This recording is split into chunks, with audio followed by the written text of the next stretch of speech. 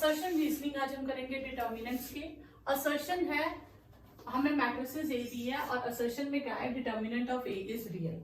और रीजनिंग में उसने कहा है कि एक मैट्रिसेस लें और ये सारे चारों जो भी एलिमेंट्स हैं दे आर कॉम्प्लेक्स नंबर, तो डिटर्मिनेंट क्या ऑलवेज रियल आएगा। तो असर्शन इसमें क्या है, ट्रू है, लेकिन रीजनिंग इज नॉट ट्रू। ठीक है, तो जैसे हम करेंगे ए डिटर्मिनेंट, तो 2 1 प्लस 2 आयोटा 1 माइनस 2 आयोटा और 7 ये करेंगे, ये 14 1 माइनस 4 आयोटा स्क्वायर आ जाएगा, 14 1 प्लस 4 हो जाएगा, तो ये 14 माइनस 5 9 हो जाएगा। ठीक है, ये तो रियल आ गया। अब ये सारे कॉम्प्लेक्स लूं तो क्या डिटर्मिनेंट हर बार रियल होगा? नहीं, ऐसा नहीं है। फॉर एग्जाम्पल सपोज करो मैं ए ले लूं, 2 iota 1 plus 2 iota 1 plus 3 iota और 7 आयोटा, ये चारों कॉम्प्लेक्स है। लेकिन जब मैं इसका डिटर्मिनेंट निकालूंगी तो ये रियल नंबर नहीं होगा, क्योंकि इसमें कहीं ना कहीं आयोटा आ जाएगा। तो इसमें आएगा assertion is true but reasoning is false. ठीक है, नेक्स्ट असर्शन है 1 2 5 माइनस 1 और ए डिटर्मिनेंट 11 है। तो हम ए डिटर्मिनेंट फाइंड करके देख लेते हैं। 1 2 5 माइनस 1, तो ये हो जाएगा -1 -10 -11, तो असर्शन ट्रू हो गई। अब रीजनिंग में कहता है कि ए डिटर्मिनेंट का answer A11 A12 A21 A22, तो ये होता है A11 A22 माइनस A12 और A21, तो ये भी ट्रू है और ये करेक्ट एक्सप्लेनेशन भी है, क्योंकि यही फॉर्मूला यहाँ पे अप्लाई हुआ है। तो ये तो आपका आएगा ऑप्शन ए कि दोनों ट्रू है एंड करेक्ट एक्सप्लेनेशन। नेक्स्ट है ए मैट्रिसेस डिटर्मिनेंट। ए डिटर्मिनेंट आपको दिया है, कहता है डिटर्मिनेंट का आंसर -12 है, तो हम इसे सॉल्व करेंगे तो आंसर इस -12 आता है और ये ट्रू है। ठीक है, जब आप इसे चेक करेंगे। रीजनिंग है, if we expand the determinant by any row और any column the value of determinant will be same. तो ये प्रॉपर्टी थी, आपको डिटर्मिनेंट में स्टार्टिंग में करवाया था कि हम डिटर्मिनेंट को एनी रो एनी कॉलम से करें, आंसर विल रिमेन सेम। और ये करेक्ट एक्सप्लेनेशन भी है, क्योंकि डिटर्मिनेंट सॉल्व कर रहे हैं, तो answer will be A determinant ये दिया, x की वैल्यू ये होगी, तो हम करके देखते हैं value find. 2x 5 8x is 6 minus 2 7 3, तो आपके पास आएगा 2x square 8 5 40 18 plus 14 2x square 32 हाँ प्लस 40 2x स्क्वायर इज ये हो गया 72, x square is 36, x is plus minus 6, तो ये आंसर तो ठीक है। ठीक है, अब हम इसकी वैल्यू निकालते हैं। A matrices A and B order 3 के हैं, तो ए और बी का डिटर्मिनेंट क्या होता है? A determinant B determinant. ठीक है, 2ab का डिटर्मिनेंट क्या होगा?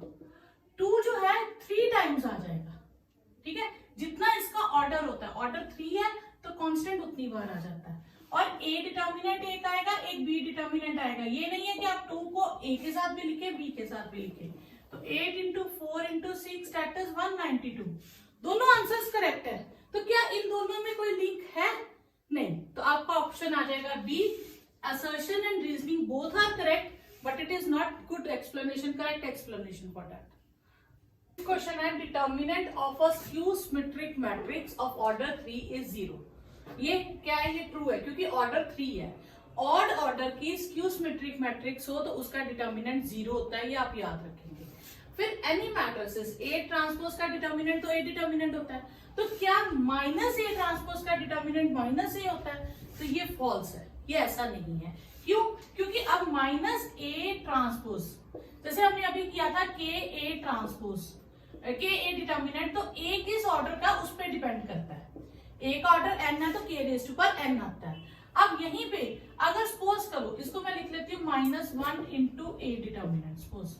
ठीक है, अब a पे डिपेंड करता है। अगर a इवन ऑर्डर का है तो -1 into इवन मतलब हम 2 ले लेते हैं, तो वो आपके पास आ जाएगा a डिटर्मिनेंट। और अगर ऑड ऑर्डर का है तो 3 आएगा तो -8। तो ये हर बार माइनस नहीं आएगा, ये डिपेंड करेगा ऑर्डर पे। तो हर बार -a ट्रांसपोज का डिटर्मिनेंट -a नहीं होता, ये तब होता है जब ऑर्डर इज ऑड। तो इसमें वे मेंशन नहीं किया रीजन में, तो ये फॉल्स है।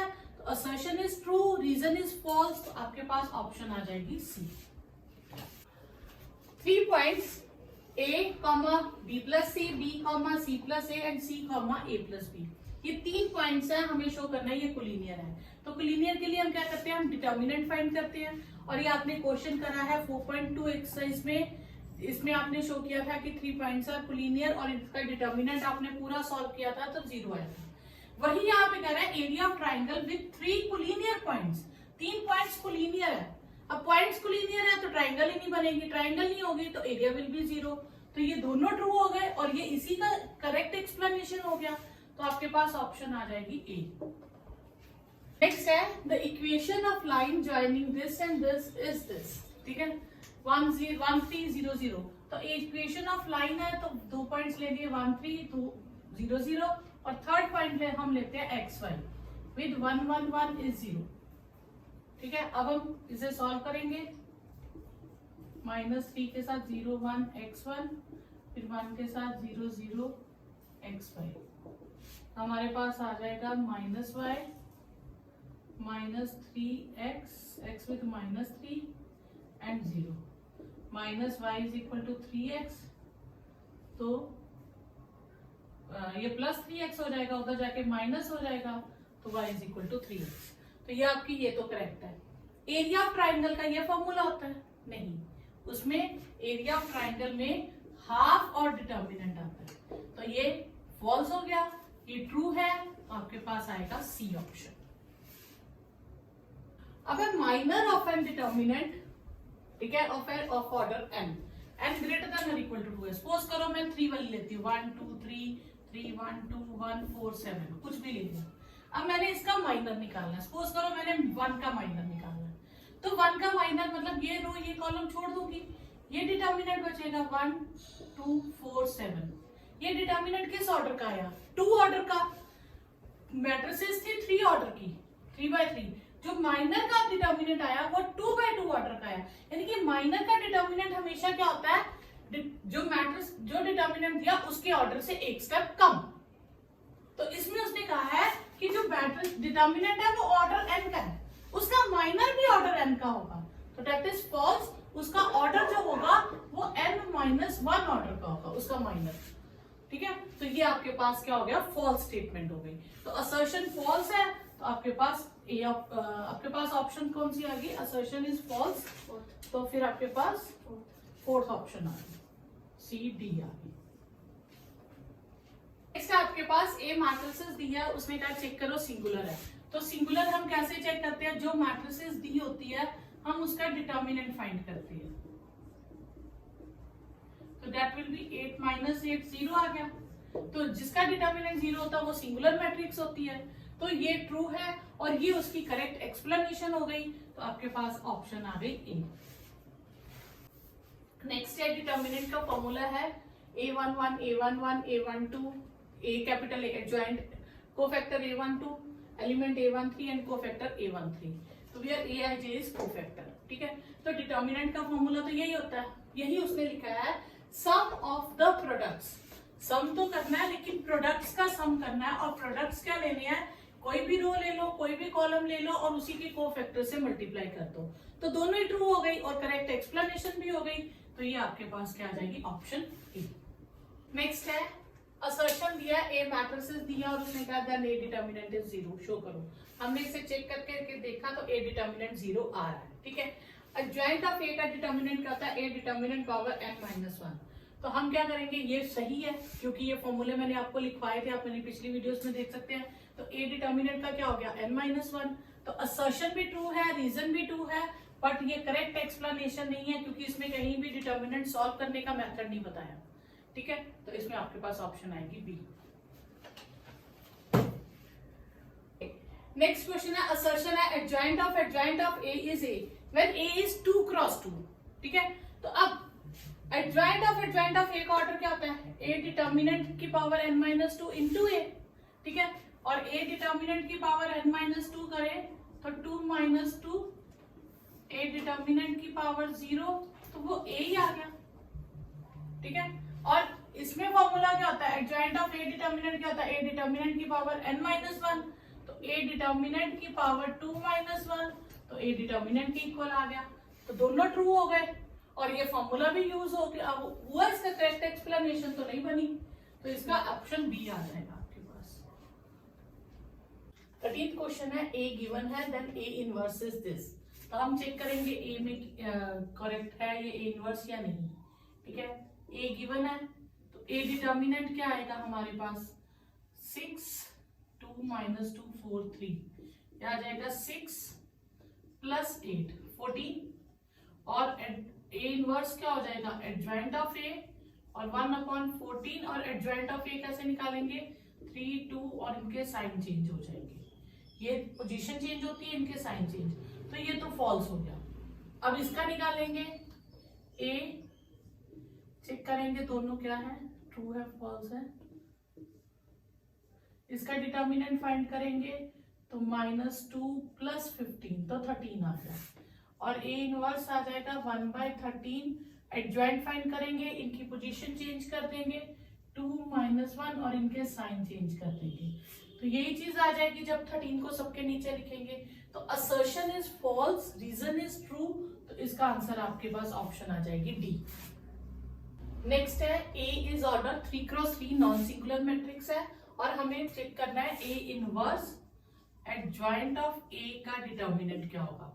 तो आइडेंटिटी लग जाएगी, दो का प्रोडक्ट अलग अलग कर देंगे, एडजॉइंट ऑफ ए का डिटर्मिनेंट। ठीक है, अब ए इनवर्स का डिटर्मिनेंट करें, ठीक है, तो ये हम ऐसे लिख सकते थे ना 1/a डिटर्मिनेंट, ये फॉर्मूला था, और एडजॉइंट ऑफ ए क्या आ जाएगा a डिटर्मिनेंट की पावर n-1।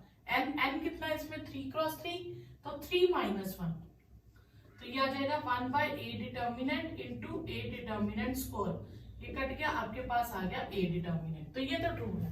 और a और b दो नॉन इन्वर्टिबल मैट्रिसेस है और b is inverse of a है, तो ab is equal to b है। जब दोनों एक दूसरे का इनवर्स होंगी तो उनको मल्टीप्लाई करके क्या आ जाता है हमारे पास आइडेंटिटी मैट्रिक्स, ये भी ट्रू है, दोनों ट्रू है, पर ये इसकी करेक्ट एक्सप्लेनेशन नहीं है, तो ये आपके पास आ जाएगा बी ऑप्शन कि ट्रू दोनों है लेकिन reason is not correct explanation.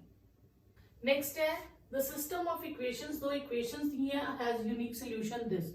तो हमें दो इक्वेशन दी हैं 2x - y is -2 and 3x + 4y = 3। हमें इसके सॉल्यूशंस दिए हैं, तो हम पूरा उसी तरीके से नहीं सॉल्व करेंगे, हम ये सॉल्यूशंस ही यहाँ फिल कर देंगे और चेक करेंगे कि आंसर करेक्ट आता है कि नहीं। -10/11 प्लस ये -12/11 -22/11 -2 आ गया, इसको सेटिस्फाई कर गए। अब इसमें फिल करेंगे -5/11 4 × 12/11 -15/11 48/11 33/11 और ये 3 आ गया, तो ये दोनों को सेटिस्फाई करके तो ये करेक्ट है। और ये है system of equation ax = b unique solution तभी होता है जब वो नॉन सिंगुलर होती है, तो ये भी करेक्ट है और ये करेक्ट एक्सप्लेनेशन भी है, तो इसकी ऑप्शन आ जाएगी आपके पास E।